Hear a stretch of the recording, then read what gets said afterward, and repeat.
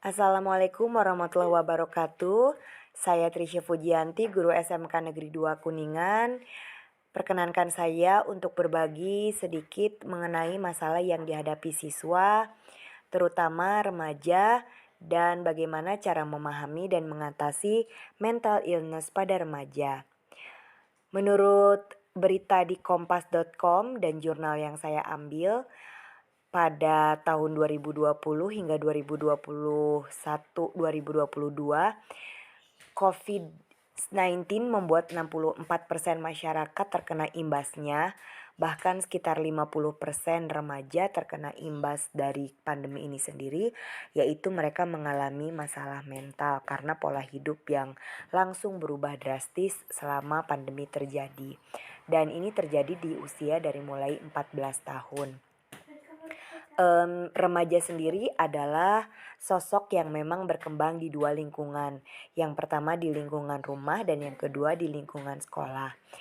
Di sini saya menyoroti peran saya sebagai guru di SMK dengan notabene usia dominan remaja, dan di sini sedikit saya ingin berbagi bagaimana cara mendeteksi gangguan kesehatan mental pada anak dan remaja.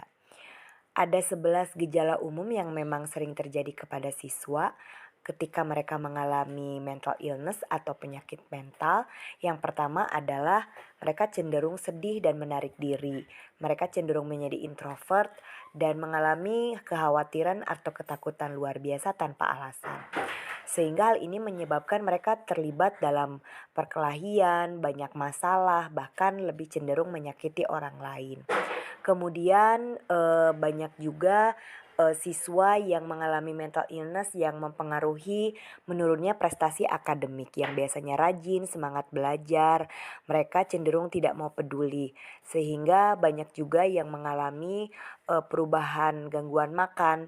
Dan karena mereka merasa tidak percaya diri dengan berat badan yang dimiliki atau merasa tidak enak dengan suasana belajar sekolah yang memang penuh dengan tekanan atau tuntutan akademis. Kemudian ciri yang lain adalah banyak remaja yang memiliki mood yang tidak sehat untuk melakukan kegiatan sehari-hari. Mereka cenderung malas, menunda-nunda pekerjaan, bahkan mengalami kesulitan berkonsentrasi ketika diberikan tugas atau diberikan amanat oleh orang-orang di sekitarnya. Banyak juga remaja yang melarikan pikiran dengan mental illness-nya dengan melakukan penyalahgunaan zat berbahaya seperti rokok, narkoba, dan alkohol. Dan ini menyebabkan perubahan mood swing atau suasana hati yang ekstrim. Sehingga terlihat pula perilakunya banyak yang menyimpang, bahkan ada tendensi untuk melakukan bunuh diri pada kasus yang berat. Nah, inilah 11 gejala utama yang biasanya terjadi apabila remaja atau siswa kita mengalami mental illness. Nah, dalam ini apa yang akan harus kita lakukan sebagai guru yang mendampingi di lingkungan kedua, yaitu di lingkungan sekolah. Yang pertama adalah seperti yang saya kutip dari jurnal Dr. Jovita, seorang psikiater. Yang pertama adalah kita harus memvalidasi emosi anak. Kita tidak boleh menjatuhkan emosi anak atau bahkan mengabaikan. Ketika mereka merasa emosi, sedih, kita tidak mengatakan bahwa kamu tidak seharusnya sedih, emosi. Kita pahami dulu, kita mengerti dulu. Kita buat mereka untuk berbicara dan tidak meminta mereka untuk memendam apalagi menghilangkan emosinya. Justru nanti akan berubah menjadi dendam. Kita biarkan mereka untuk meluapkan emosinya. Apabila sudah selesai, kita katakan bahwa kita mengerti emosi apa yang mereka rasakan. Kemudian berikutnya adalah kita harus mau mendengarkan anak.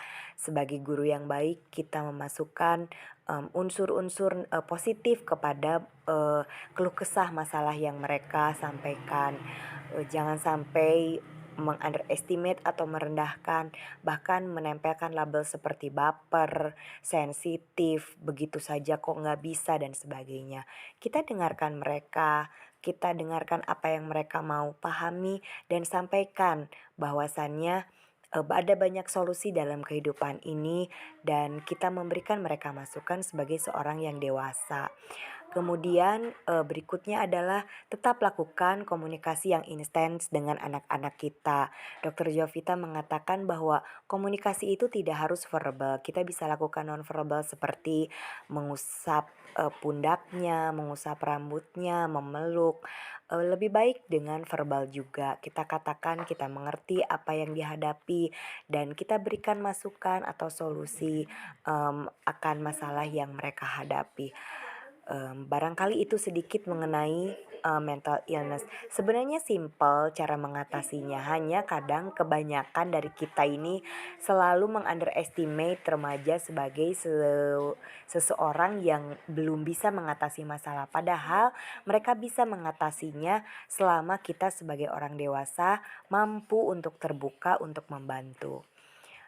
Demikian yang bisa saya sampaikan. Semoga kita sebagai guru-guru di masa depan bisa menciptakan generasi yang lebih baik lagi, generasi dengan mental yang baik pula, dan juga semoga ini berguna bagi Anda semua yang melihat dan mendengarkan.